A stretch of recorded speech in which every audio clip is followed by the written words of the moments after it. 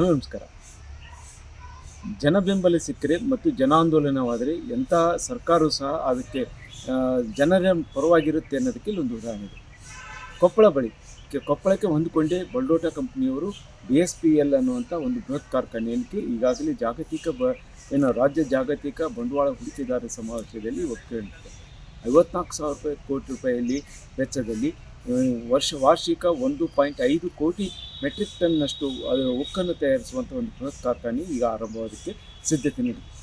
ಆದರೆ ಅದಕ್ಕೆ ಕೊಪ್ಪಳದ ಗವಿಮಠದ ಸ್ವಾಮಿಗಳು ಸೇರಿಕೊಂಡು ಇಡೀ ಕೊಪ್ಪಳದ ಎಲ್ಲ ಪ್ರಗತಿಪರ ಸಂಘಟನೆಗಳು ಮತ್ತು ಕೊಪ್ಪಳ ಪರಿಸರ ಹಿತ ರಕ್ಷಣಾ ವೇದಿಕೆ ಅನ್ನುವಂಥ ಒಂದು ವೇದಿಕೆಯನ್ನು ಮಾಡಿಕೊಂಡು ಒಂದು ಬೃಹತ್ ಆದ ಹೋರಾಟ ಫೆಬ್ರವರಿ 23ರಂದು ಕೊಪ್ಪಳ ಬಂದ್ ಜೊತೆಗೆ ಒಂದು ದೊಡ್ಡ ಮಟ್ಟದಲ್ಲಿ ಹೋರಾಟ ನಡೆದಾಗ ಆ ಹೋರಾಟದ ನಂತರ ಬೆಳವಣಿಗೆಯಲ್ಲಿ ಅಲ್ಲಿ ಹೋರಾಟದಲ್ಲಿ ಪಾಲ್ಗೊಂಡಿರುವಂಥ ಇದೇ ಪ್ರಥಮ ಬಾರಿಗೆ ಕೊಪ್ಪಳದ ಗವಿಮಠದ ಸ್ವಾಮಿಗಳು ಆ ಹೋರಾಟದಲ್ಲಿ ಪಾಲ್ಗೊಂಡಿದ್ದರು.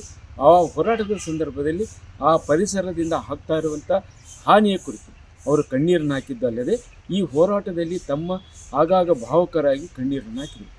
ಈ ಕಣ್ಣೀರಿಗೆ ಸರ್ಕಾರವೇ ಕರಿಗೂ ಹೋಯಿತು ಅನ್ನುವಂತಾಗಿ ಈ ಕಣ್ಣೀರಿನ ಹೊಳೆಯಲ್ಲಿ ಇವತ್ತು BSPL ಕಾರ್ಖಾನೆ ತೊಳೆದು ಹೋಗುವಂಥ ಸಿದ್ಧತೆಗಳು ಆರಂಭವಾಗಿವೆ.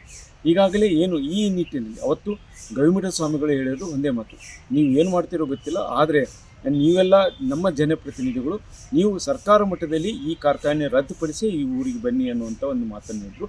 ಆ ಮಾತಿಗೆ ಬದ್ಧವಾಗಿರುವಂಥ ಎಲ್ಲ ಜನಪ್ರತಿನಿಧಿಗಳು ಕೊಪ್ಪಳ ಜಿಲ್ಲಾ ಉಸ್ತುವಾರಿ ಸಚಿವರಾಗಿರುವಂಥ ಶಿವರಾಜ್ ತಂಗಡಿಗೆ ನೇತೃತ್ವದಲ್ಲಿ ನಿನ್ನೆಯ ದಿನ ಬೆಂಗಳೂರಿಗೆ ಸರ್ವಪಕ್ಷದ ಚುನಾವಣೆಗೆ ನಿಂತು ಸ್ಪರ್ಧಿಸಿದವರು ಮತ್ತು ಈಗ ಹಾಲಿರುವಂಥ ಶಾಸಕರು ಮತ್ತು ಸಚಿವರು ಎಲ್ಲರೂ ಸೇರಿಕೊಂಡು ಒಂದು ದೊಡ್ಡ ಮಟ್ಟದಲ್ಲಿ ನಿನ್ನೆ ಮುಖ್ಯಮಂತ್ರಿಗಳನ್ನು ಭೇಟಿಯಾದರು. ಜೊತೆಗೆ ಉಪಮುಖ್ಯಮಂತ್ರಿಯಾದ DK ಶಿವಕುಮಾರ್ ಮತ್ತು ಬೃಹತ್ ಕೈಗಾರಿಕಾ ಸಚಿವರಾದ MB ಪಾಟೀಲನ್ನು ಭೇಟಿಯಾದರು. ಈ ಸಂದರ್ಭದಲ್ಲಿ ಭೇಟಿಯಾದ ನಿಯೋಗಕ್ಕೆ ಒಂದು ಮುಖ್ಯಮಂತ್ರಿಗಳು ಹೇಳಿದ್ದು ಏನಂದರೆ, ನೀವು ಇಲ್ಲಿವರೆಗೆ ಸುಮ್ಮನೆ ಇದ್ದಿದ್ದೇ ದೊಡ್ಡ ತಪ್ಪು, ಈಗಾಗಲೇ ನನ್ನನ್ನು ಸಹ ಅವರು ಇದಕ್ಕೆ ಉದ್ಘಾಟನೆಗೆ ಕಾರ್ಖಾನೆಯ ಆರಂಭಕ್ಕೆ ಅವರು ನನ್ನ ಕರೆದು ನಾವು ಬರೋದಿಲ್ಲ ಅಂತ ಹೇಳಿದ್ದೆ. ಆದರೆ ಈ ತಕ್ಷಣಕ್ಕೆ ಜನರಿಗೆ ಅನುಕೂಲವಾಗುವಂಥ ದೃಷ್ಟಿಯಿಂದ ನೀವು ಈಗ ಅದನ್ನು ಕೆಲಸವನ್ನು ಸ್ಥಗಿತಗೊಳಿಸಲು ನಾನು ಜಿಲ್ಲಾಧಿಕಾರಿಗಳಿಗೆ ಮತ್ತು ಜಿಲ್ಲಾ ಪೊಲೀಸ್ ಅಧಿಕಾರಿಗಳಿಗೆ ಮಾತುಕತೆ ನಡೆಸಿ ಅವರನ್ನು ನಿಲ್ಲಿಸೋದಕ್ಕೆ ಸೂಚನೆ ಕೊಟ್ಟಿದ್ದಲ್ಲದೆ ಈ ಕುರಿತು ಜಿಲ್ಲಾಧಿಕಾರಿಗಳೊಂದಿಗೆ ಒಂದು ವರದಿಯನ್ನು ತರಿಸಿಕೊಳ್ಳಲು ಮುಖ್ಯ ಕಾರ್ಯದರ್ಶಿಯವರಿಗೆ ಒಂದು ಸೂಚನೆ ನೀಡಿದೆ. ಅದರ ಜೊತೆಗೆ ಇದು ಒಂದು ಹಂತದಲ್ಲಿ ಹೋರಾಟಕ್ಕೆ ದೊಡ್ಡ ಬೆಂಬಲ ಸಿಕ್ಕುವಂತಾಗಿತ್ತು. ಯಾಕಂತ ಹೇಳಿದರೆ ಈಗಾಗಲೇ ಕಾರ್ಖಾನೆಯವರು ಆಗ ಭೂಮಿ ಪೂಜೆಯನ್ನು ಮಾಡಿದ್ದು ಅಲ್ಲದೆ ಅಲ್ಲಿ ಸ್ಥಳೀಯವನ್ನು ಇಟ್ಟುಕೊಂಡು ಕಾರ್ಖಾನೆಗೆ ಆರಂಭಕ್ಕೆ ಸಿದ್ಧತೆಯನ್ನು ಮಾಡಿದರು. ಆದರೆ ಇಂಥ ಸಂದರ್ಭದಲ್ಲಿ ಸರ್ಕಾರ ಅದನ್ನು ತಡೆಯುವಂಥ ಕೆಲಸ ಮಾಡಿದೆ. ಆ ಕೆಲಸಕ್ಕೆ ಇದು ಆರಂಭಿಕ ಕೊಪ್ಪಳದ ಜನತೆ ಜನಾಂದೋಲನಕ್ಕೆ ಆರಂಭಿಕ ಒಂದು ಯಶಸ್ಸು ಸಿಕ್ಕಿದೆ.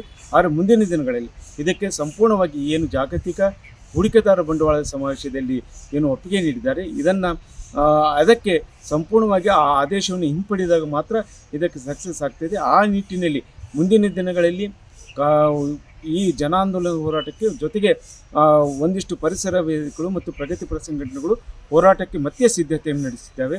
ಅದರ ಜೊತೆಗೆ ಇಲ್ಲಿ ಮುಖ್ಯವಾಗಿ ಕಂಡುಕೊಂಡು ಬಂದಿರೋದು ಅಂದರೆ ಕೊಪ್ಪಳದ ಗವಿಮಠದ ಸ್ವಾಮೀಜಿಗಳ ನೇತೃತ್ವಕ್ಕೆ ಎಲ್ಲರೂ ಮನ್ನಣೆ ನೀಡಿದರು.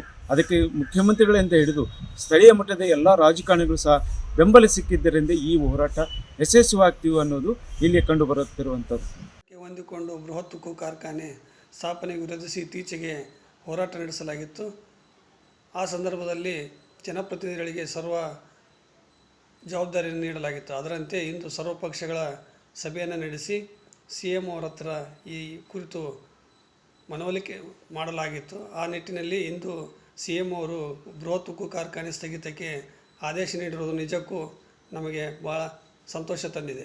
ನಗರಕ್ಕೆ ಹೊಂದಿಕೊಂಡು MSPL ಕಾರ್ಖಾನೆ ವಿಸ್ತರಣೆ ಯಾವುದೇ ಕಾರಣಕ್ಕೂ ಆಗಬಾರದು, ಅನುಮತಿಯನ್ನು ರದ್ದು ಮಾಡಬೇಕಂತ ತಿಳ್ಕೊಂಡು ಇವತ್ತು ಕೊಪ್ಪಳ ಜಿಲ್ಲೆಯ ಸರ್ವಪಕ್ಷಗಳ ಮುಖಂಡರು, ಜನಪ್ರತಿನಿಧಿಗಳ ನಿಯೋಗ ಇವತ್ತು ಬೆಂಗಳೂರಿನಲ್ಲಿ ಸನ್ಮಾನ್ಯ ಸಿದ್ದರಾಮಯ್ಯನವರನ್ನ ಮತ್ತು ಉಪಮುಖ್ಯಮಂತ್ರಿಗಳಂಥ DK ಶಿವಕುಮಾರ್ ಸಾಹೇಬರನ್ನ ಮತ್ತು ಸಂಬಂಧಪಟ್ಟಂಥ ಕೈಗಾರಿಕಾ ಸಚಿವರಂಥ MB ಪಾಟೀಲ್ ಸಾಹೇಬರನ್ನ ಇವತ್ತು ಎಲ್ಲರೂ ಹೋಗಿ ಭೇಟಿ ಮಾಡಿ ಮನವಿ ಮಾಡಿದ್ದೇವೆ.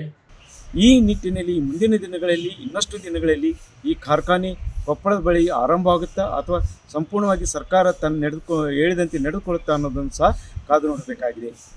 ಶರಣಪ್ಪ ಬಚ್ಚಲಪುರ, ನ್ಯೂಸ್ 18 ಕೊಪ್ಪಳ.